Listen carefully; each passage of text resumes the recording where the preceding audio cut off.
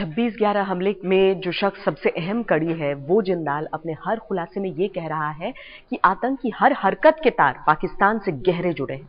आज जिंदाल के हवाले से हम कह रहे हैं कि 10 ऐसे खुलासे जो एक बार फिर पाकिस्तान को कर देंगे बेनकाब।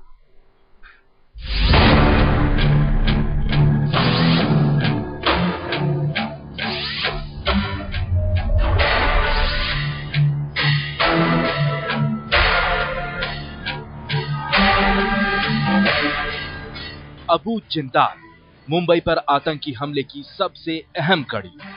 अब तक इस शख्स ने आतंकवाद के ऐसे खौफनाक राज उगले हैं कि सुनकर ही रोंगटे खड़े हो जाएं। भारतीय एजेंसियों की पूछताछ में इस शख्स ने जो बताया है वो पैरों तले जमीन खींच लेने वाला है। हम आपको बता रहे हैं आतंक के इस सौदागर के 10 बेहद अहम खुलासे, ऐसे खुलासे जो पाकिस्तान के तमाम झूठों को एक बार फिर बेपर्दा कर देगा। आईएसआई के एक मेजर ने ही मुझे बताया था कि दाऊद इब्राहिम और छोटा शकील कराची में ही रहते हैं। रियाज भटकल ने भी छोटा शकील के बारे में बताया था।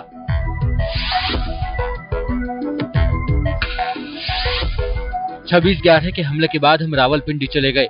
हमले के 2 महीने बाद मुझे मेजर साहब ने एक नया पासपोर्ट एक नए नंबर QL1790941 के साथ दे दिया। इसमें मेरा नाम रियासत अली है। मेजर साहब के कहने पर मैंने दाढ़ी भी बढ़ा ली।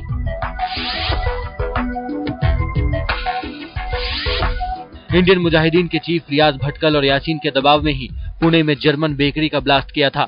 दरअसल पुलिस ने पुणे से हमारे 4 साथियों की गिरफ्तारी की थी, इसीलिए इस शहर को हमने चुना था।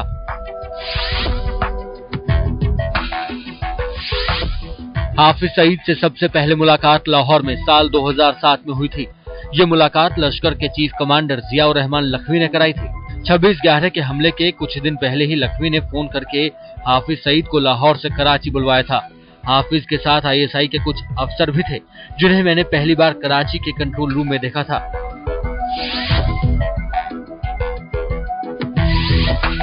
मैं बम बना सकता हूँ। बम बनाने की सबसे पहली ट्रेनिंग मैंने 2005 में काठमांडू में ली थी। नेपाल में लश्कर के कमांडर जुनैद के जरिए ये ट्रेनिंग हासिल हुई। इस ट्रेनिंग के बाद आईएम के सदस्यों के साथ मिलकर हमने अहमदाबाद में धमाका किया था। 26/11 के हमले के बाद पाकिस्तान में लश्कर के ठिकानों पर जब छापे पड़े और लखवी गिरफ्तार हो गए तो रियाज भटकल ने सऊदी अरब भाग जाने को कहा। जनवरी 2009 में रियाज ने ही पासपोर्ट दिलवाया और मैं रियाज चला गया। दिल्ली के जामा मस्जिद फायरिंग कांड में गिरफ्तार पाकिस्तानी नागरिक आदिल को मैंने ही रियाज भटकल से मिलवाया था। आदिल ने कई बार हिंदुस्तान से मुझे फोन किया। मैं कुछ दिनों के लिए दुबई आया तो मेरी आदिल से बात होती रही। उसकी गिरफ्तारी के फौरन बाद मैं वापस सऊदी अरब चला गया। आईएसआई के मेजर इकबाल से मेरी मुलाकात हुई है। वो 26/11 हमले के ऑपरेशन में लश्कर के चीफ कमांडर लखवी की मदद कर रहे थे। मेजर इकबाल वहां पोस्टेड हैं और किसे रिपोर्ट करते हैं मुझे नहीं मालूम।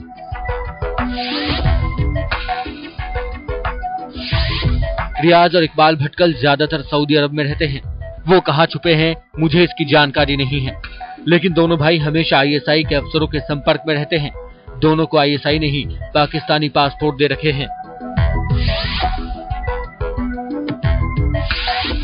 सऊदी अरब में गिरफ्तार होने से पहले मेरी बातचीत अपनी पत्नी मरियम से कराची में हुई थी। मुझे अपने बेटे और पत्नी मरियम के बारे में फिलहाल कोई जानकारी नहीं है। जाहिर है ये 10 खुलासे अपने आप में ये साबित करने के लिए काफी हैं कि आतंक के इस काले खौफनाक खेल में पाकिस्तान की खुफिया एजेंसी आईएसआई किस हद तक शामिल है। दिल्ली से दीपक शर्मा और अरुण सिंह के साथ आज तक ब्यूरो।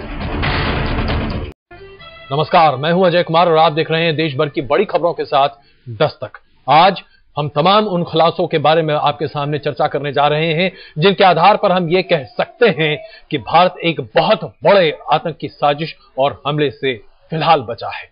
हम आपको ये बता दें कि कैसे मुंबई हमले के बाद पाकिस्तान लगातार झूठ बोलता रहा है।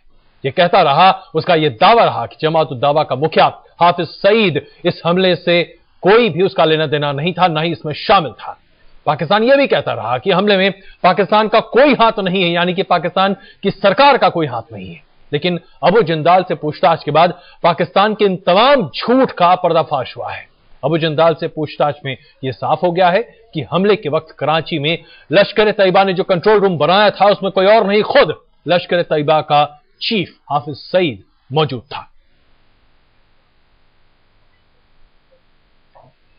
यह आप तस्वीर देख रहे हैं अबू जिंदाल की, और हम आपको बता दें कि इस तरह के तमाम ऐसे खुलासे हुए हैं अबू जिंदाल से पूछताछ के दौरान, जिसमें यह बात अब स्थापित होती है कि पाकिस्तान सरकार का एक अंग कहीं ना कहीं सक्रिय भूमिका निभा रहा था 26/11 के आतंकी हमले में, और ऐसे में ISI का नाम जो उछला था, जिसे लेकर पाकिस्तान की सरकार ने पाक साफ करने की बात कही थी, वो तमाम बातें कहीं ना कहीं निराधार साबित होती हुई दिखाई दे रही हैं।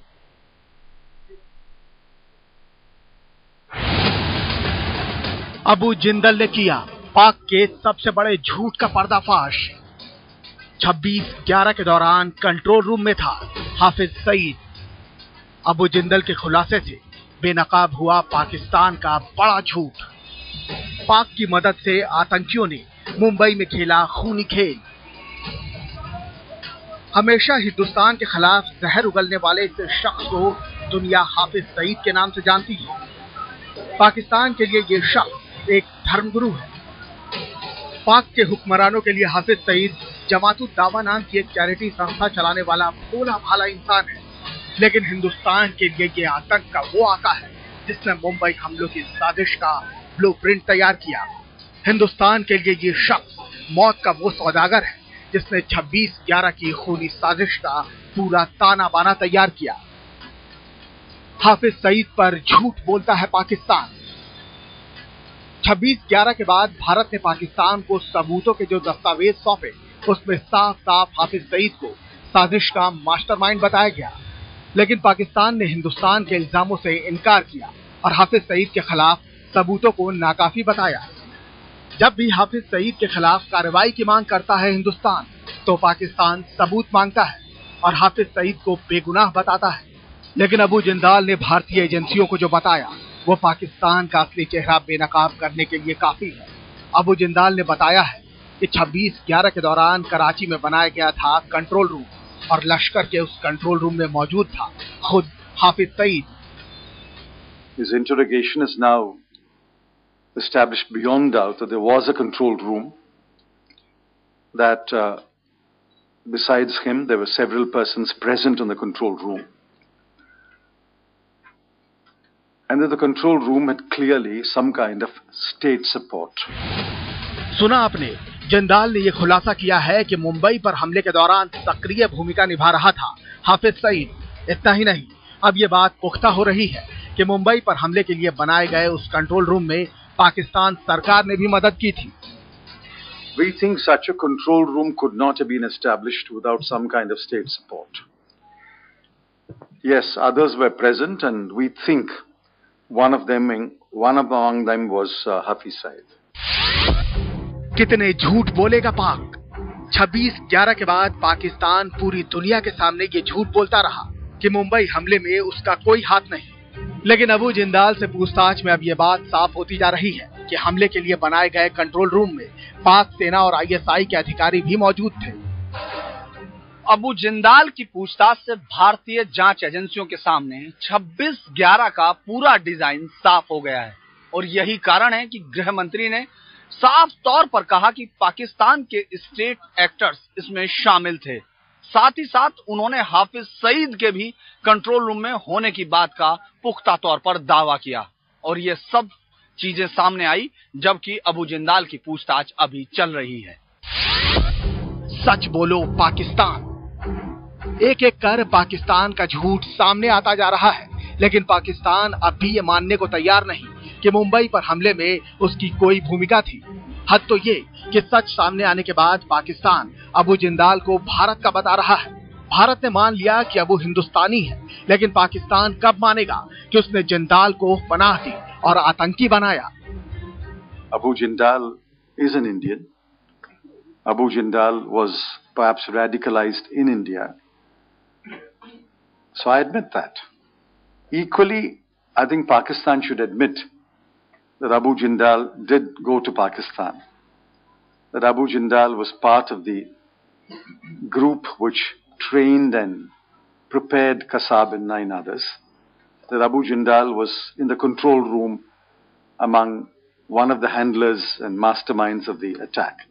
So just as we admit facts, Pakistan should also admit facts. अभी तो पूरा हिंदुस्तान पूछ रहा है कि आखिर कब सच बोलेगा पाकिस्तान, लेकिन वो दिन दूर नहीं जब पूरी दुनिया यही सवाल खड़े करेगी और कहेगी झूठ बोलना बंद करो पाकिस्तान, क्योंकि खुलने लगा है तुम्हारे एक एक गुनाह का कच्चा चिट्ठा। धीरेन्द्र पुंडीर, दिल्ली, आज तक। अबू जिंदाल के खुलासे के बाद पाकिस्तान का असली चेहरा सामने आ चुका है।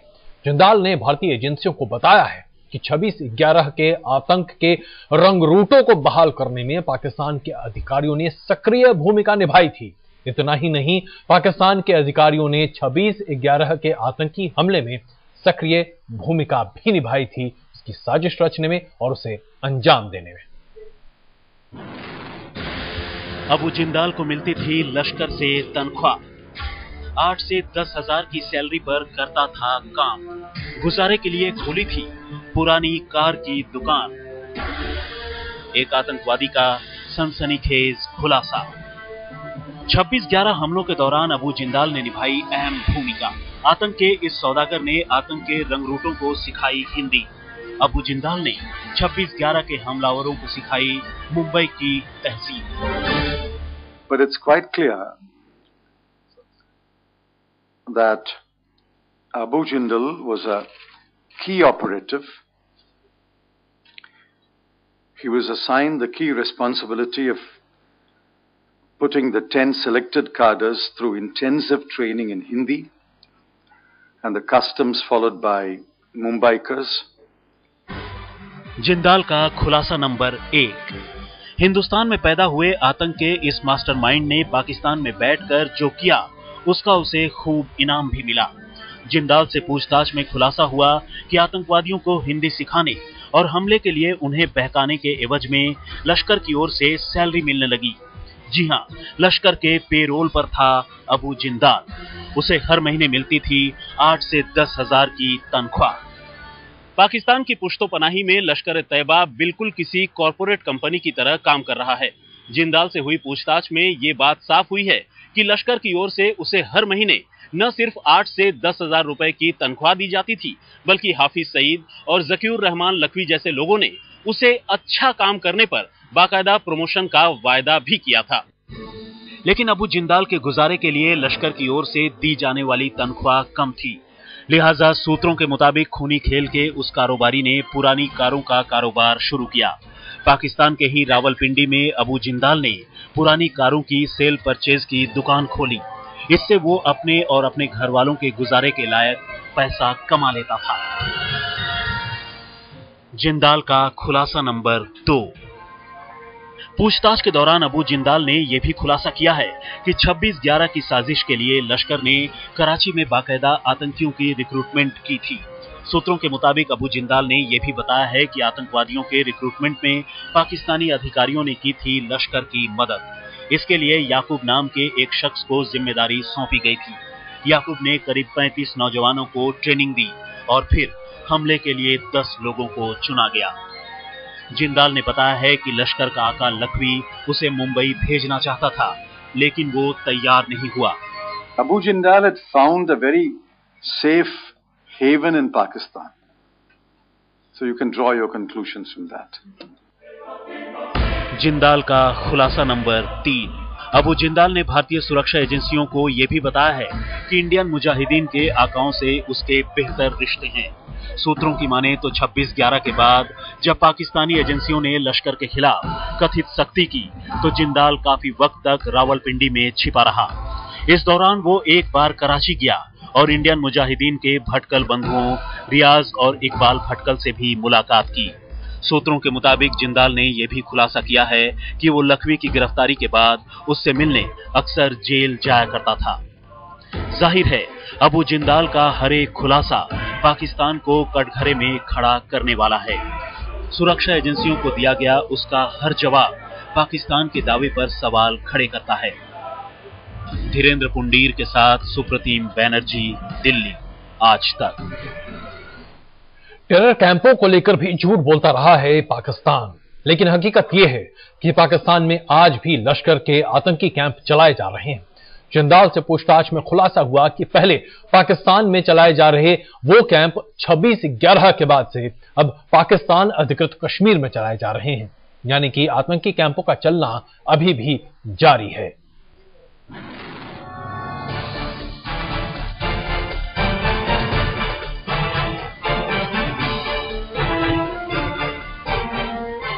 अबू जिंदाल यानी आतंक का वो सौदागर जिसने 26/11 के दौरान कराची के कंट्रोल रूम में अहम भूमिका निभाई। अबू जिंदाल जो लश्कर के आकाओं का खासम खास रहा, अब भारतीय सुरक्षा एजेंसियों के सामने उगल रहा है आतंक को पनाह देने वाले पाकिस्तान के हर राज। अबू जिंदाल का सनसनीखेज खुलासा। लश्कर-ए-तैयबा ने बदल लिया ठिकाना। हिंदुस्तान के करीब बना आतंक का अड्डा। मुंबई हमले के दौरान पाकिस्तान के बैतुल मुजाहिदीन में हुआ करता था आतंक का सबसे बड़ा अड्डा, यानी लश्कर का ठिकाना। लेकिन अबू जिंदाल ने भारतीय सुरक्षा एजेंसियों के सामने जो खुलासा किया, उसके मुताबिक 26/11 के बाद लश्कर ने बदल लिया अपना अड्डा। जी हां, हिंदुस्तान के करीब बनाया है लश्कर ने अपना ठिकाना। सूत्रों की माने तो जिंदाल ने बताया है कि पीओके के पास दुलाई नाम की जगह पर है लश्कर का नया हेडक्वार्टर। दुलाई की पहाड़ियों में लश्कर ने बनाया है अपना ठिकाना। माना जा रहा है दुलाई की पहाड़ियों में बना लश्कर का हेडक्वार्टर पहले के मुकाबले ज्यादा महफूज है। इतना ही नहीं, मुरीदके और मनशिरा में भी लश्कर चला रहा है ट्रेनिंग कैंप। अब सवाल यह है कि लश्कर ने क्यों बदला अपना हेडक्वार्टर। दरअसल मुंबई पर हुए हमले के बाद पाकिस्तान की हकीकत दुनिया के सामने आ गई। ये किसी से छिपा नहीं रहा कि पाकिस्तान ने आतंक के आकाओं को पनाह दे रखी है। दुनिया भर के तमाम देशों के दबाव में पाकिस्तान की सुरक्षा एजेंसियों ने लश्कर पर दबाव बनाना शुरू किया। 26/11 के बाद पिछले दरवाजे से भागा लखवी। 26/11 के बाद लश्कर ने बदला ठिकाना। दुनिया को दिखाने के लिए ही सही, 26/11 के बाद पाकिस्तानी एजेंसियों ने लश्कर के आका ज़कीउर रहमान लखवी की तलाश में हेडक्वार्टर बैतुल मुजाहिदीन पर दबिश दी, जिसके बाद लखवी को हेडक्वार्टर के पिछले दरवाजे से भागना पड़ा। सूत्रों की माने तो पूछताछ के दौरान जिंदाल ने बताया कि वो पिछले दरवाजे से लखवी के भागने का चश्मदीद है। उस दौरान वो लश्कर के हेडक्वार्टर में मौजूद था और पकड़े जाने के डर से लखवी के साथ ही भाग निकला था। इसके बाद हालात को देखते हुए लश्कर-ए-तैयबा ने अपना बेस बैतुल मुजाहिदीन से बदलकर दुलाई में शिफ्ट कर लिया। ठिकाना बदलने के दौरान कुछ दिनों तक लश्कर के टेरर कैंपों में जारी आतंकवादी गतिविधियों की रफ्तार थोड़ी कम हुई, लेकिन फिर पूरे जोर शोर से चल रही है आतंक की ट्रेनिंग। 26/11 हमले के बाद पाकिस्तानी हुकूमत ने लश्कर-ए-तैयबा पर सख्ती के दिखावे के सिवा और कुछ नहीं किया। जिंदाल के नए खुलासे से ये साफ हुआ है कि लश्कर-ए-तैयबा अब भी पाकिस्तान में न सिर्फ सरगर्म है, बल्कि उसने बैतुल्लाह मुजाहिदीन से अपना हेडक्वार्टर बदलकर कश्मीर के और नजदीक दुलाई नाम की एक जगह पर शिफ्ट कर लिया है। इतना ही नहीं, तमाम कैंपों में अब भी आतंकवादियों की ट्रेनिंग बदस्तूर है। सुप्रतिम बैनर्जी, दिल्ली, आज तक। 26/11 के बाद हवा के रास्ते हिंदुस्तान पर हमला करना चाहता था लश्कर, और इसी के लिए एक उड़न दस्ता बनाने की तैयारी की गई थी। यह खुलासा अब किया है अबू जिंदाल ने अपनी पूछताछ के दौरान। सूत्रों के मुताबिक अबू जिंदाल ने यह खुलासा किया है कि बड़े शहरों पर हमले के लिए आतंकियों को पैराग्लाइडिंग की ट्रेनिंग दी जा रही थी, लेकिन किस्मत से कहीं एक चूक हो गई, जिसकी वजह से आज ये हमले कम से कम भारत के कई बड़े शहरों में नहीं हो पाए।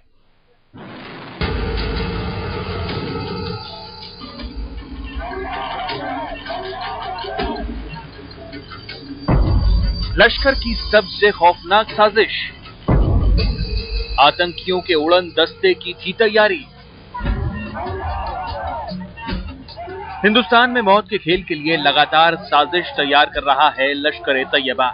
कभी समंदर के रास्ते तो कभी हवा के रास्ते अपने नापाक मंसूबों को अंजाम देने की फिराक में जुटे हैं आतंक के सौदागर। अबू जिंदाल ने जो खुलासा किया है उसे सुनकर आप चौंक जाएंगे। जी हां, हवा में उड़कर हिंदुस्तान के बड़े शहरों को टारगेट करने की तैयारी में था दुनिया का सबसे खूंखार आतंकी संगठन।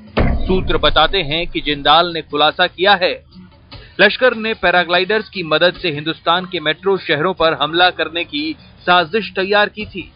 पैराग्लाइडर्स दस्ते की कमान सौंपी गई थी मुजम्मिल और अबू जिंदाल को। लश्कर के आकाओं में तीसरे पायदान पर हैं मुजम्मिल। पैराग्लाइडर दस्ते के लिए आतंक के 15 रंग रूट बहाल किए गए। लश्कर का वो उड़न दस्ता हवा में उड़ता हुआ कहीं भी हमले को अंजाम देता। अपने खूनी इरादों को पूरा करने के लिए लश्कर के उड़न दस्ते ने तैयारी शुरू कर दी और रंग रूटों को ट्रेनिंग दी जाने लगी।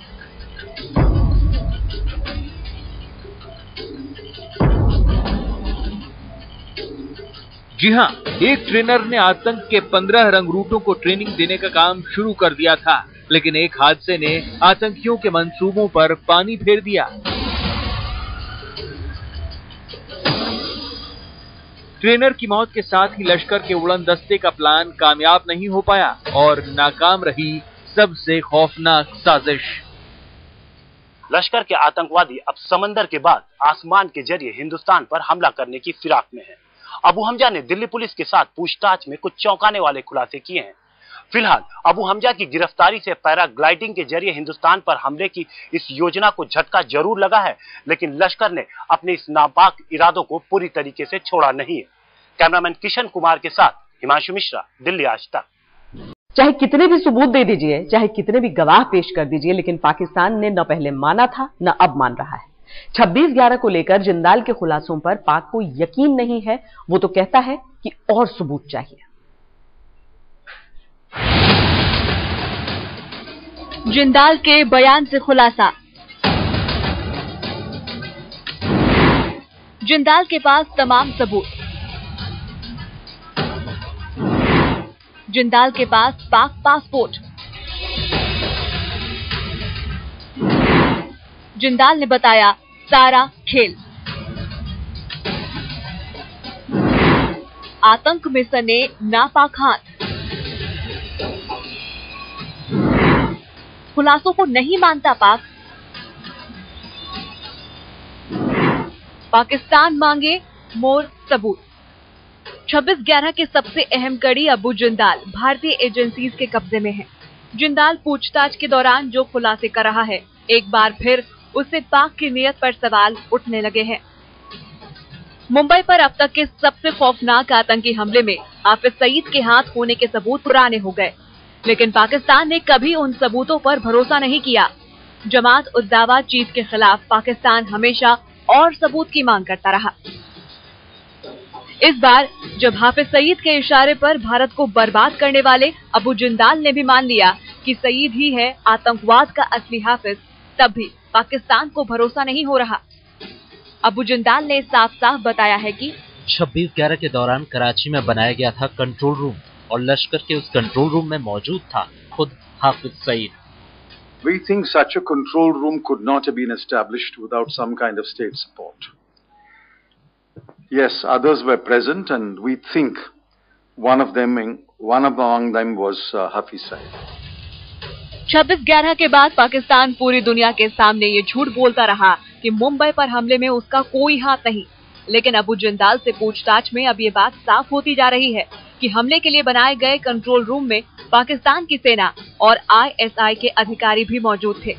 लेकिन भला पाकिस्तान क्यों इस हकीकत को मानने लगे? वो तो वही पुरानी रट लिए बैठा है कि और भी चाहिए सबूत। पाक के आंतरिक सुरक्षा सलाहकार रहमान मलिक ने ट्विटर पर ये लिखा है कि फर्जी पासपोर्ट रखने वाला कोई भी पाकिस्तानी नहीं हो सकता। हम जिंदाल के बयान की कॉपी देखना चाहते हैं। मैं तो जिंदाल का ओरिजिनल पाकिस्तानी पासपोर्ट भी देखना चाहता हूँ। जाहिर है पाकिस्तान ये सोचकर ही बैठा हुआ है कि चाहे भारत कितनी भी जांच कर ले, सबूत जुटा ले, लेकिन वो उन्हें बिल्कुल नहीं मानेगा। ऐसे में आतंक के खिलाफ लड़ने के उसके सारे ही वादे बेपर्दा हो रहे हैं। दिल्ली से धीरेन्द्र पुंडीर और सुप्रतिम बैनर्जी के साथ आज तक ब्यूरो।